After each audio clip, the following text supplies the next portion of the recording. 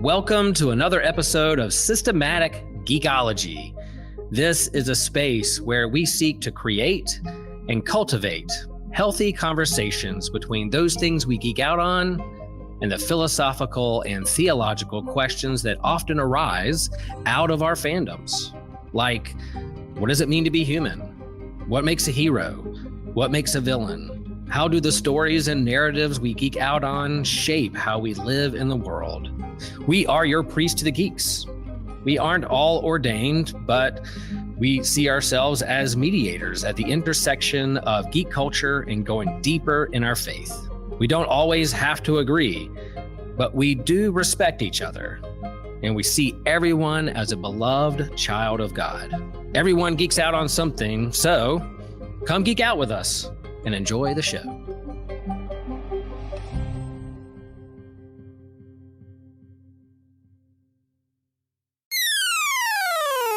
This show is a proud member of the Anazal Podcast Network.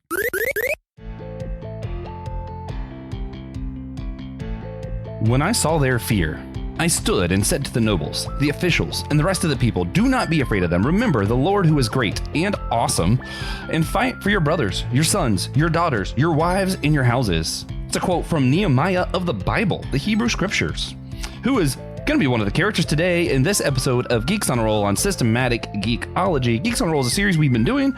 We take some of our favorite characters from across pop culture, occasionally scripture and stuff, and we just play through a tabletop campaign together. I'm going to be the GM today, Joshua Knoll, here with the two most handsome, most incredible players, TJ, Tiberius One Blackwell, the Pod Almighty, Michael Morelli, the smart guy.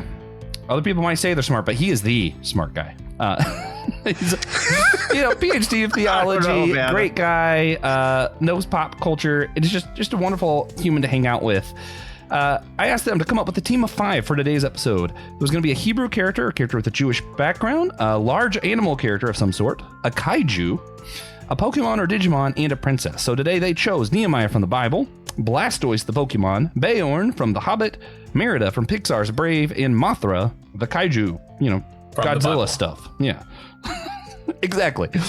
Right now, the high score in this series was set by Christian Ashley and Mark Flower with 48 points. Today, we're going to see if TJ Blackwell and Michael Morelli can best their score. Here in a little bit, I'll explain how the scoring works. But for now, we set the stage. Now we got to talk to those beautiful men that I mentioned. TJ, Tiberius One, Pod Almighty. What have you been geeking out on lately, man? For clarity reasons, this is attempt 2 at this. And last time I said a different thing, so don't be confused, guys. I'm going to go with Tekken 8, actually. I just decided it was time to be good at Tekken. I've had enough of only playing 2D fighting games. So most of my morning has been sitting here with my buttons and figuring out Tekken. Fair enough. Well, that wasn't as smooth of a transition as last time when you mentioned Magic, because I've been playing a deck building video game. The Marvel Midnight Suns I've been putting off for a long time because I wanted to play it because it was Marvel, but it was turn-based combat, and I was like, I don't know. I like more dynamic fighting style stuff, but it was on sale for summer on Steam, and I'm addicted. It's incredible. You got your dark magic characters like Nero, like Doctor Strange, Magic, and then you got your mainstream Iron Man, Spider-Man, and Hulk and stuff too, and it's just it's a blast. I can't put it down. Michael, what have you been geeking out on lately, man? We have no idea. This isn't take 2. TJ's wrong. We have no idea. This is not take 2. This is the first time I'm answering this question. I'm nerding out on the final season of The Bear. I love that show. Yeah, tell us about that. Me too. In preparation, I actually started an essay. I wanted to make the essay like done and dusted before the final season, just to say like whatever happens, this show is awesome and it's a gift, and I wanted to reflect on. But it just didn't feel like the essay was done. So I watched the final season. I've got some thoughts. Now I need to nerd out some more so I can finish the essay. Nice. Yeah, I can't wait to finish that season as well because I haven't finished, and then read your essay afterwards. I don't want to hype it. I don't want to hype it. I just want to say watch it, and I'll be interested to hear your thoughts. Yeah, Michael's like, it's actually really bad, and I can't believe. Yeah, just lower expectations. Yeah. All right. Well, with that, hopefully won't lower your expectations too much. If you go to our website, hopefully you'll be like, oh man, this is pretty good. You'll see some of our merch. You can sponsor the show, etc. Speaking of sponsors, I do like to shout out one sponsor today. Today, we're shouting out financial supporter Trip Fuller. We all love you, Trip. I'm going to be at Theology Beer Camp. The other two were undecided. Current plan is to dress Michael Morelli up in a Hurricanes hockey outfit and tell everyone he's TJ, because TJ won't be able to make it. So we're just going to, we'll move some stuff around. We'll move some around, Trip. We'll do a 2-in-1. You'll get both. You'll never even know. I've always wanted to be TJ for a day. Yeah. Me too. Oh, I really want to go. I just don't know if I can make it this year. So You'll be there, TJ. Don't worry. Anyways. With that, though, if you want your own shout out like Trip, I mentioned the website. You can go over there. You become an official member.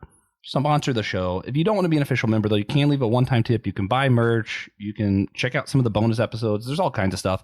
Some of my favorite merch is the Geeks on a Roll t-shirts that we sell. I really like the mustard yellow because I love yellow. I don't like mustard so much, so I was kind of worried about it. But then I saw it when I got it, and I'm like, oh, this is great. Only problem is I got some grease stains, and the original one, the logo is a little bit too big. So I have a new one coming that I'm going to wear at Theology Beer Camp. So there, look, I plugged Theology Beer Camp twice.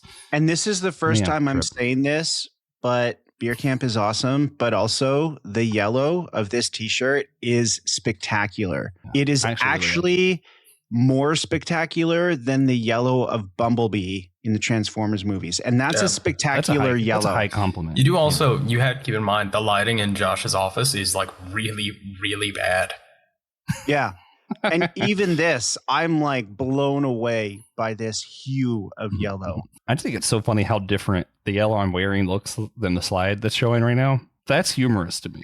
It kind of looks like a pale mango. Yeah. Just going to that lighting. Lighting is everything, folks. Yeah. So we mentioned this is part of our Geeks on the Roll series. If you want more episodes like this of some tabletop fun, omniverse, pop culture, whatever craziness stories that we play through, there's a link also in the show description. There's lots of links in the show description. Check out all of them if you want more from us. You can get more from all of Systematic Ecology except for TJ. He's the pod almighty, and part of the agreement to prevent blasphemy was that he can't be everywhere. You can know everything. You just can't be everywhere. Yeah.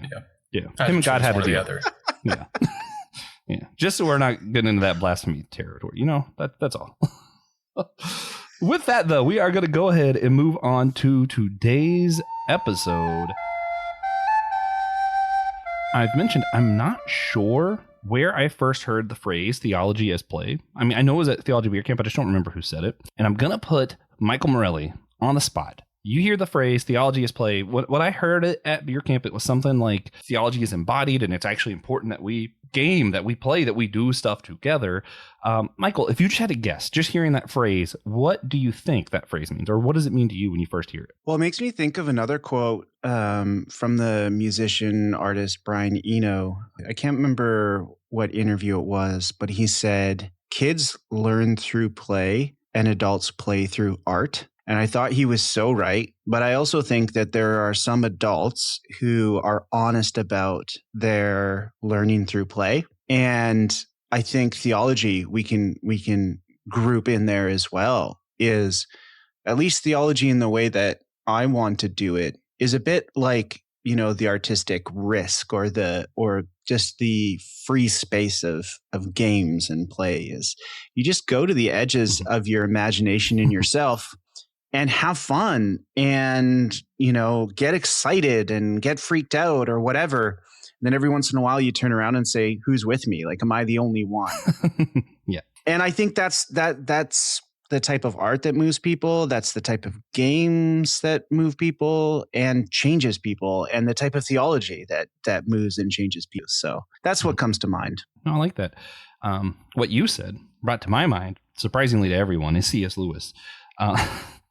He talks about how a lot of times our reasoning really isn't what gets us to our beliefs, but it's almost like a guardian that's preventing us from seeing new things. And sometimes imagination can kind of sneak past that like dragon and get us to see stuff in a way that we wouldn't before. And I think that's like a lot of play, a lot of this kind of stuff. That's what I think of, is like sometimes we're so guarded, especially as adults, because we have had all these building blocks our whole lives of like, this is what we believe and we can't believe other things. And sometimes playing, letting your guard down a little bit, seeing a story, experiencing art, that kind of stuff can let us kind of sneak past that and maybe see stuff from a different perspective.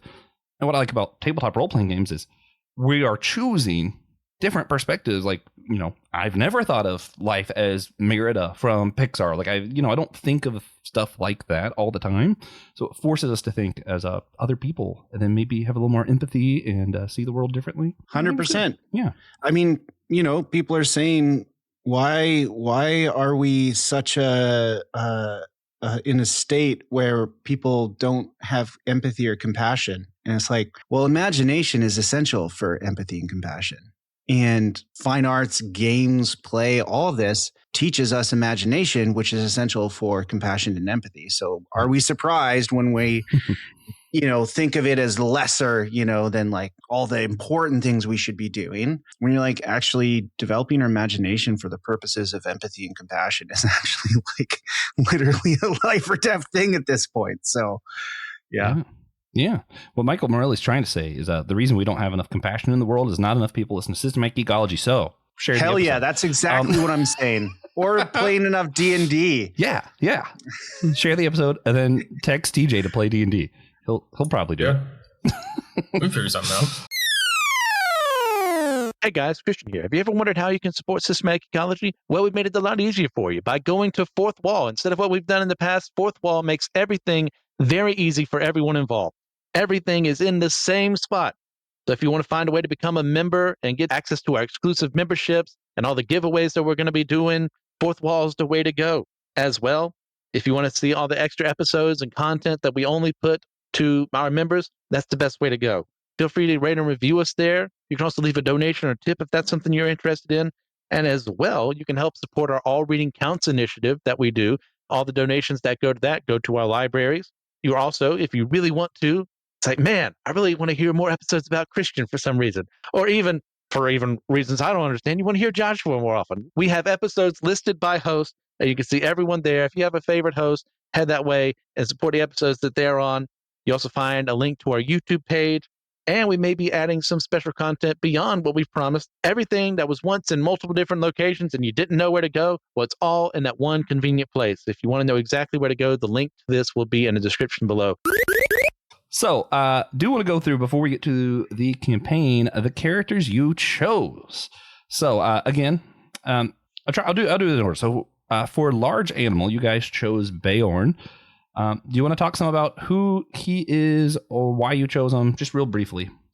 Yeah. So I chose Beorn, however you want to say it, just because I always found him to be such a fascinating character in The Hobbit. For those who are uninitiated, I'm assuming anybody who's listening to this show is Lord of the Rings and Hobbit geek. But in case you're not, the party of Bilbo and the dwarves and Gandalf, they stop off at Beorn's place during their journey, and they discover that Beorn, this mysterious kind of wild man, he's almost kind of got this like John the Baptist vibe, where he's got all these animals and he's got like bees and honey and all that sort of stuff. Mm-hmm. He can also transform into a giant bear, and that's just cool. Mm-hmm.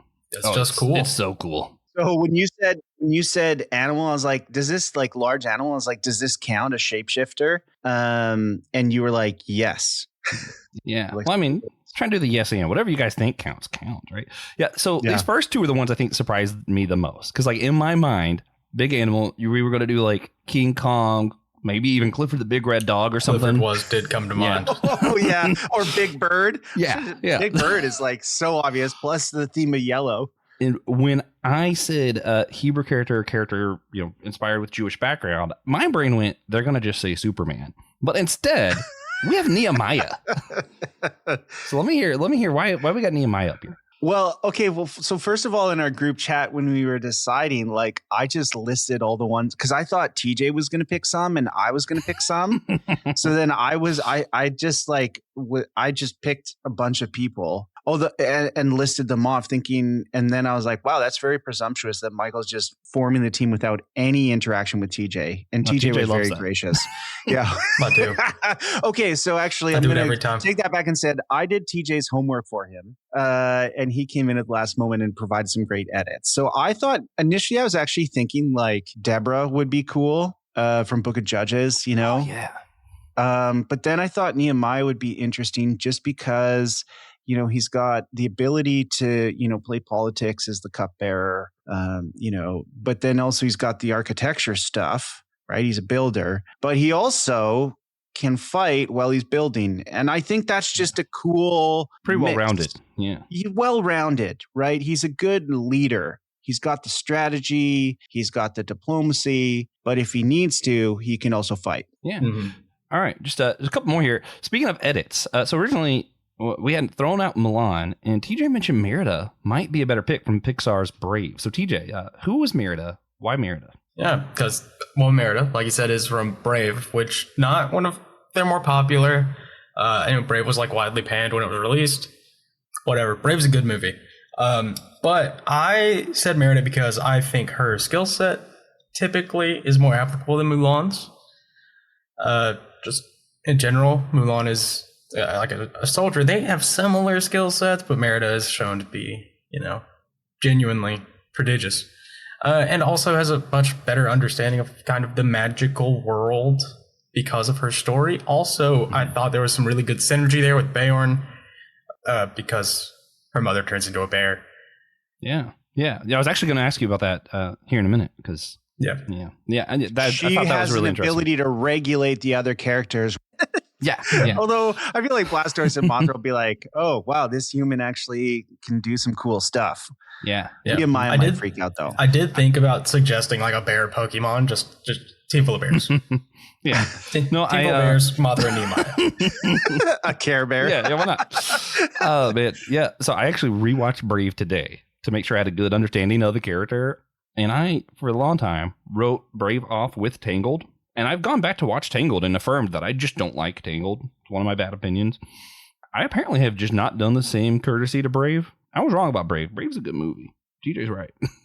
So changed my mind about that today. So that's fun. That's a big moment, right? All right. Next up, we have the Blastoise. For your Pokemon or Digimon, you chose Blastoise. Michael, why we got Blastoise up here? Other than obvious reasons.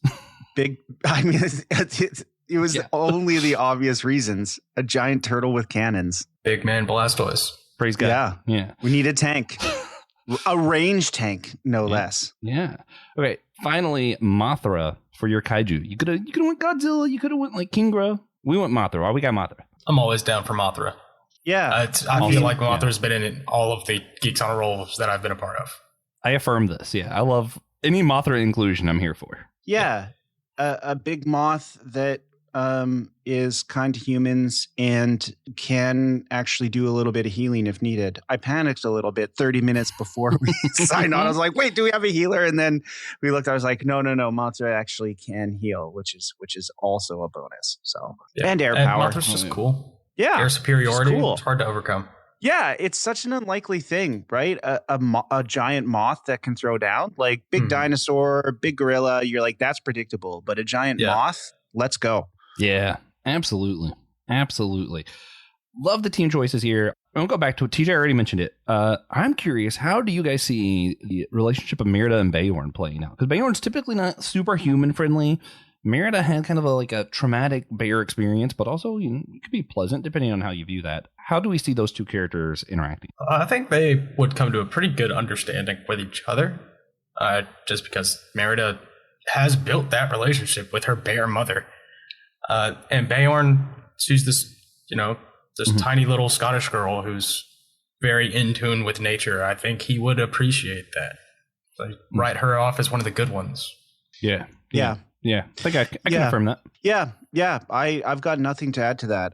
I think that's the right take, and this may be an opportunity for both to grow. Beorn not just writing everybody off, right? It's like, oh no, this girl's the real deal. So my other question, who would you see as the team leader? Because in my mind, I think Beorn, Blastoise, and Mothra all kind of play secondary characters usually, but I could see Nehemiah or Merida being take charge, being leading point. Who do you think you got on this? I think Merida would want to. If it was Ash's Squirtle or Team Squirtle leader as a Blastoise and he had the glasses, it would be Blastoise. But that's not the case. Yeah, fair enough. Yeah. All right. So I mentioned I was going to tell you guys the scoring stuff and everything. So we're allowed 6 rolls, something like that. I can do 2. Y'all do 4 or 6. We're going to try and limit the rolls for the game. 7 rolls. Y'all can do 5. I can do 2. Also 2 coin flips if need be that I can use. Just going to help the story go along if we're uncertain about what might happen. The points at the end, you're going to be graded on mission status. Did you complete the mission? How well you completed it. Teamwork. How well did the team work together? Sustainability. Is this team sticking together after the fact? Strength. How strong is this team? And then fun. How much fun do we think this team had together? And of course, we also have some bonus points at the end. You'll have both negative and positive bonus points that you could occur depending on your choices in the game. 48 is the score to beat. I think you guys can do it. I really do. I believe in us. I think sustainability is the big one that I'm like, I'm not sure, but I feel that way every time we play it. That I'm like, these people really hanging out? I don't know. We'll see. Are you guys ready to move on to the game itself? A Mouse Entrapment in Paris is the name of our campaign, and I'm thrilled for this. This is going to be a lot of fun. So, as we have it, just to set the stage, we're not going to do any how did they get here, any of that stuff. They're here, okay? Because I didn't think things through super well, I'm going to have to explain away something real quick. Mothra is just outside of Paris, flying around. And for some reason, your team has just a deep connection, can understand and communicate without having to explain that, because I don't feel like explaining it. Yeah, that's what we're going to do for that. Works for me. Cool. So, everyone except for Mothra, however, is going to suddenly appear in front of a mouse hole. You're all just here in front of a mouse hole. There is 2 tables beside of it. One is larger, one is smaller. The larger one has what appears to be a shrink ray because it says shrink ray with a headset and a note that says, 1 shot only, please don't be an idiot. And there's also appears to be a really tiny headset and a note you can't read on the other table. That's where we're at. Fellas, take it away. What do we got? All right. So the question is, if we shrink Beorn in his human form, will he still be small when he's a bear? Or does his shape-changing ability override that? You guys have no point of reference. Characters just showed up. Yeah. Does this give new meaning to the discussion of miniatures? D&D play. Miniatures. Sorry. Okay. Well, let's assume, because there is a size component here that we need to consider. Like Blastoise is quite large, as is Mothra. So let's just assume that the shrinking Blastoise is around 5 to 6 feet. Okay, Yeah, I did look this up. Actually, that big. Okay, Yeah, he's like humanish size. So let's just assume that the shrink ray, like everything, will be relative to the spatiality of entering into this mouse hole. Is that a good assumption, GM? Yeah. Okay. Cool. So the next thing then is this mini note. I want to know what's on the mini note before we shrink anybody. Because is it the same information or is it a different note? Super tiny writing. You can't quite read it. So we have to shrink to read it. Well, I'm trying to see if there's anybody here who just has super good sight. I think Nehemiah, being a scribe, might be able to squint. Yeah. Squint. You want to roll for his readability? Merida does also have really good eyesight. True. That's true because of the. Yeah, would Nehemiah actually have some sort of like architecture tools, implements, something like a magnifying glass or a telescope or anything like to that end? No, but so that we don't stick here too long, I'm just going to say that Merida can read it. Okay. Yeah. Awesome. All the Love note it. says is, come inside. We need help. He was framed. Okay. Yeah. Well, I mean, we're not going to have much fun if we don't shrink ourselves, right, TJ? So let's shrink. Okay. We only get 1 shot. We can only shrink 1 person. Do not lose this chance. Was that a 8 Mile reference? You only get 1 shot. Alternatively, it's one opportunity. A much worse reference to some play or something. All right, so let's shrink up. So yeah, the question is who's first? Yeah, who's going to be the first? I feel like Nehemiah, he's like, you know what? I'll go first. I'm not going to ask anybody. Diplomat. I'm not going to ask anybody to do something that I wouldn't do myself. So who wants to shrink me? Oh, Merida will do it. Yeah, she's like, let's go. Yeah. All right. Would you? Cool. Nehemiah is shrunk successfully, and the ray is now out of shots. Yeah. Yep. Oh. So they'll put on one shot only. Yeah. So we'll just have tiny Nehemiah, but his true gift is not his size or his strength. But the super tiny note had even smaller writing on it that does say "put on the headset." Okay. Headset on. Cool. Yep. Let's put it on. Nehemiah will put it on, and Merida will put on the other one. Yeah. So those two can hear each other and communicate. That's all the headset is. Pretty simple. Yeah. All right. All right. So what are we doing from here? Nehemiah going to enter the mouse hole? Well, he didn't get shrunk for nothing. Yeah. Yeah. All right. No turning back. He enters to find the one and only Basil of Baker Street. Oh my From gosh. the Great Mouse Detective. This beard. Oh, I love this. Back in the day, I had the book and the movie. Let's go. Yeah, I love it too.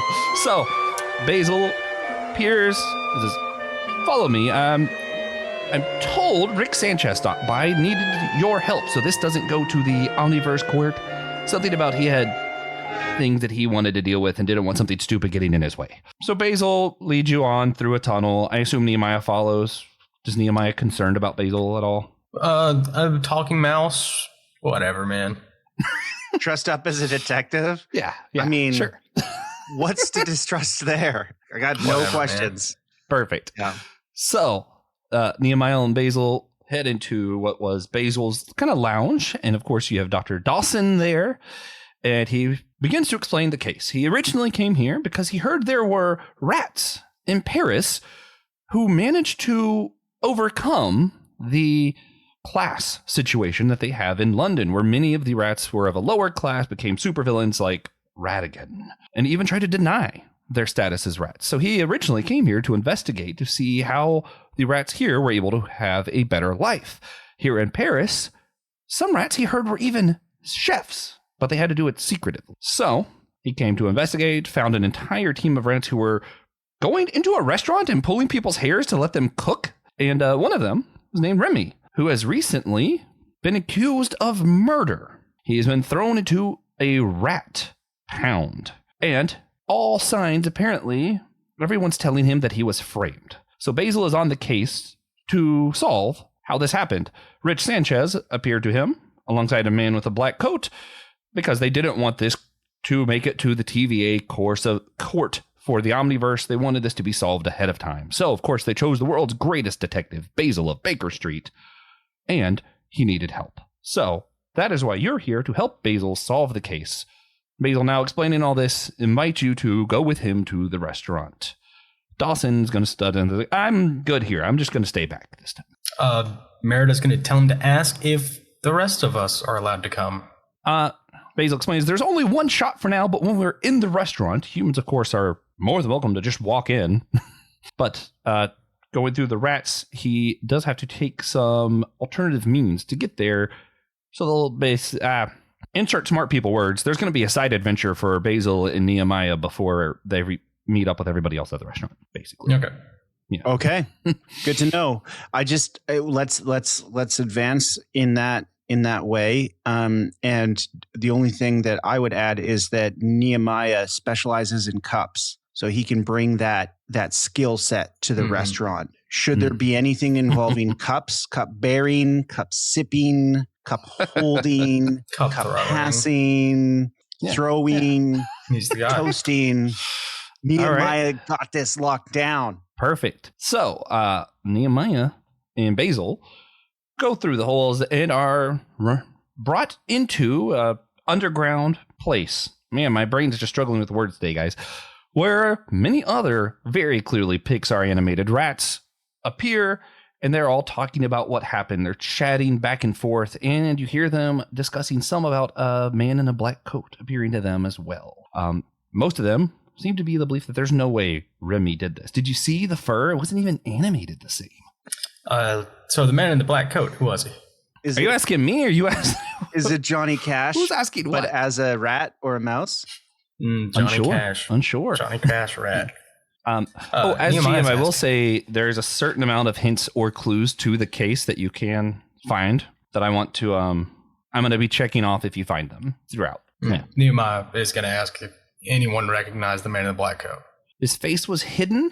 He seemed to be approximately 6 feet. Some of them were talking about stuff. Of course, the one rat, he didn't have any food, I can tell you that. And the stuff he gave us just is not edible at all. What did he give you? So they bring you to what was brought to them. I can't wait for this. This is just a fun little side thing for me. But so they brings you to 3 different items that the man in the cloak brought to the rats. First up was Blastoise Tonight. There we go. We got Blastoise Tonight. You can unlock Mega Blastoise this game, should you choose. Yeah. Okay. Yeah. The other 2 items. We have the Epirus bow from the Immortals film. I think it's 2011, something like that. It is a bow designed to kill men and gods. You also have a small disc with Pym particles.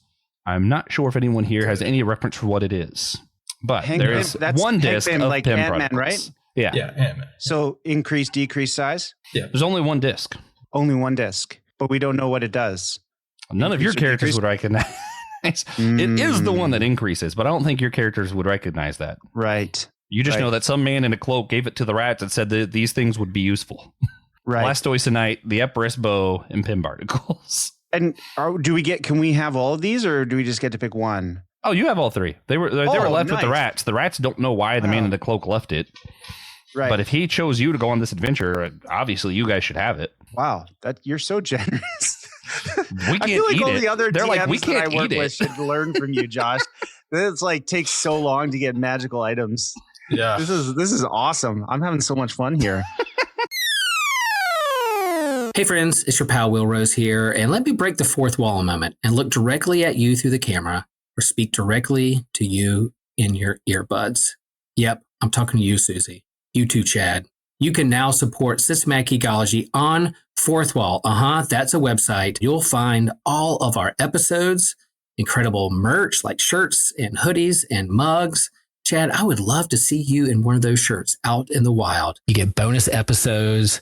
We answer bonus questions. We have special shout outs. We have certain episodes that you pick. So you help us create and curate the content that we put out for the world to hear. You even get free merch. And you can support the show at different levels. You could join at the free level. Yep, we love free members, free support. Join it. Or you could become a sidekick for as little as $5 a month. You could join the elves and dwarves for $10 a month. You could become a wizard for $15 a month, or you could go to divinity school and become a cleric for $20 a month. And that's way cheaper than going to seminary, believe me. Or at $25 a month, you could become a superhero. And let me just say, we love all of our listeners, whether you support us at the free level or the superhero level. We love you. We love geeking out with you. Support, share the show. Love you.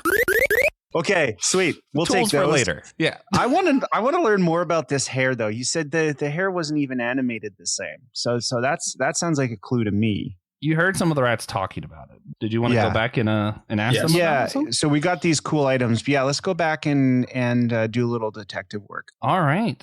So the rats who were talking about it, you go up to them. They were like, "Yeah, you see, like Pixar hair, it's like animated strand by strand. Like we are very clearly detailed animation, a work of modern art, incredible. This, however, is just flat. It was just a flat black piece that, I mean, we smell it. We know that that's mouse fur, but like, it's not even from our like. There's no way this is from a Pixar universe. They're very self-aware rats.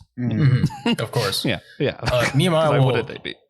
Nehemiah, who's unfamiliar with animation as a medium and speaking animals as a whole, Praise God. I think he would compare the fur to the other point of reference that he has for a talking rodent, which is basil. It's much closer to that. Different color, but it's a lot closer to Basil's animated style. Okay. And how did Remy get framed? The health inspector was who was killed. And it's because he was going to shut down the restaurant, having found out that rats were in the restaurant.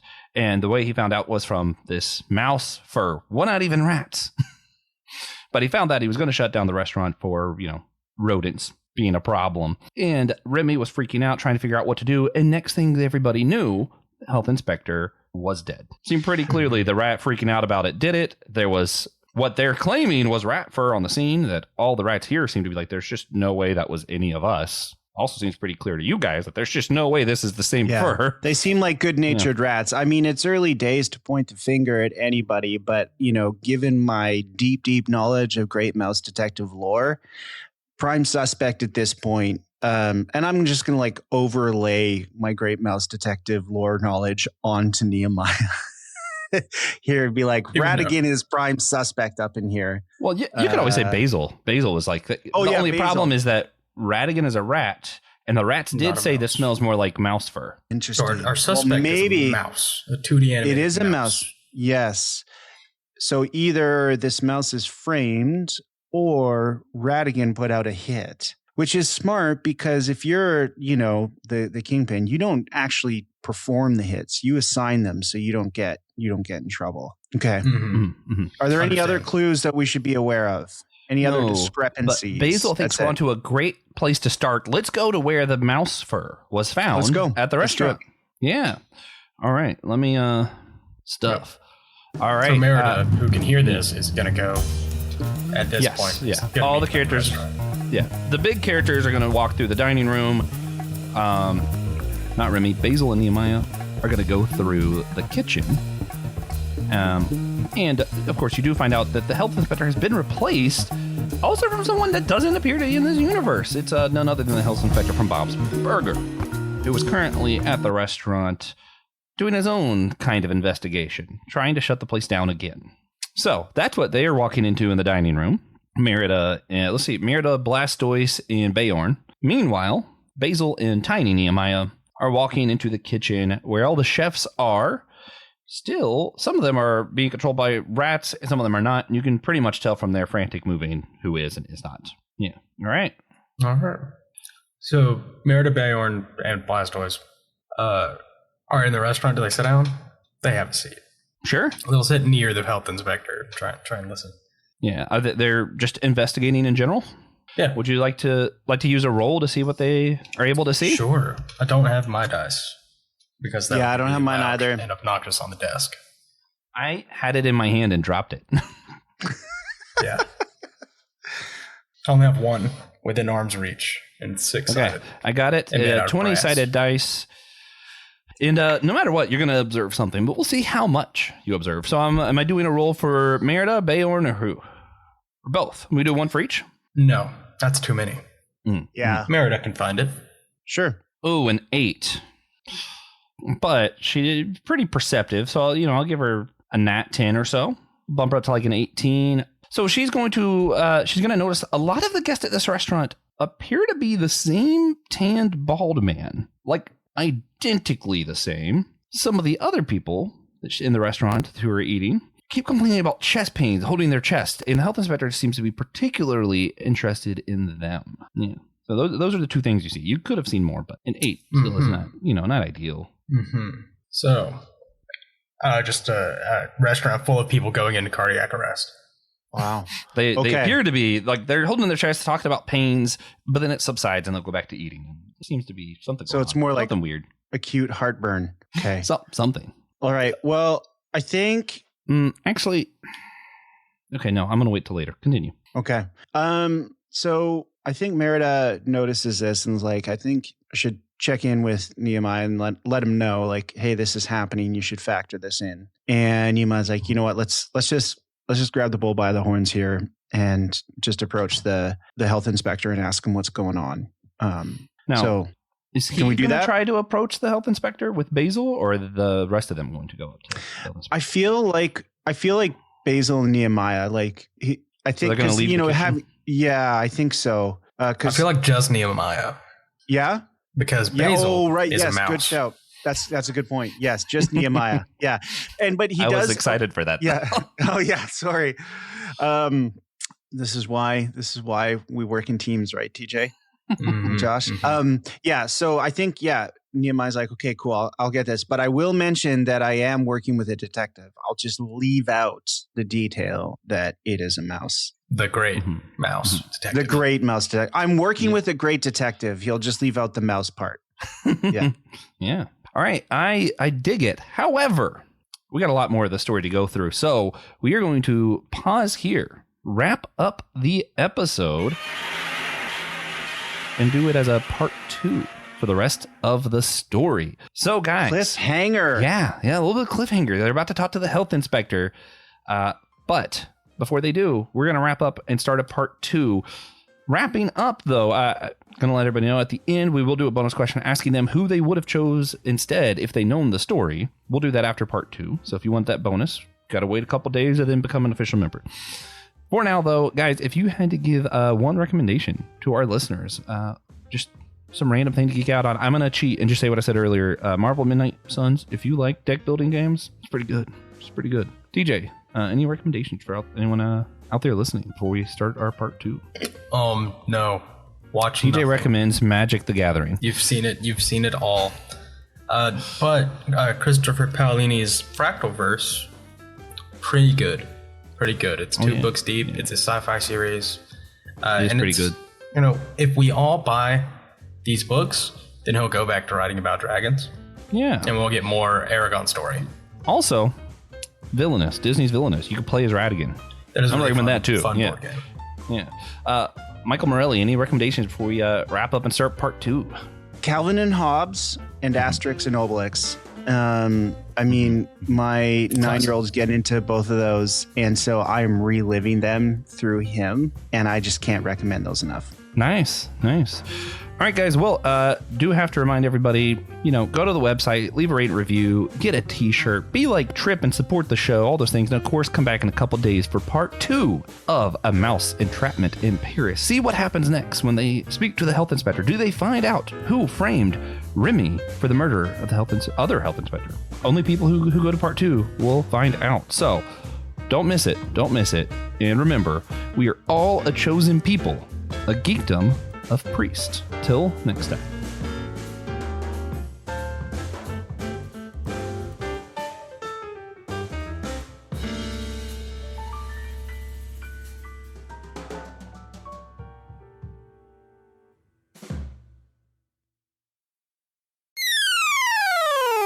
Hey, podcast fam. Want to stay even more connected with the show? We've got you covered. Check us out on Instagram and Blue Sky, where we're posting exclusive content and bonus videos and fun updates that you won't get anywhere else. From sneak previews of upcoming episodes to bonus content, our social accounts are the best way to keep the conversation going. Plus, it's a great spot for you to interact with other listeners and share your thoughts. We love hearing from you. When you follow us, it helps us grow and continue bringing you the content that you love. Whether it's a funny poll, a quick clip from today's episodes, or just random thoughts, you'll feel more plugged into everything we're doing. So go ahead and hit that follow button on Instagram and Blue Sky. It's one more way to be a part of the show and keep the good vibes flowing. Thanks for being a part of the family, and we can't wait to see you there. This show is a proud member of the Anazal Podcast Network. Other shows on the network include Be Living Water, where Joshua Knoll discusses various topics from a Taoist Christian perspective, inviting listeners to imitate Christ and be water, beneficial to all and a conflict with none. Friday Night Frights, where Day and Christian Ashley discuss all things frightful, from UFOs to the paranormal to serial killers and more. Kung Fu Pizza Party, where Brandon discusses all things martial arts media, delivering high-flying action and wisdom, one slice at a time, all in under 30 minutes. And my other show with Christy Whaley, Theology on the Rocks, where 2 theology PhDs talk about our lives, the world, and theology, all over drinks, clearly. Come on over each week to hear 2 besties discuss academic nerd stuff while also banter endlessly, especially if wine is involved.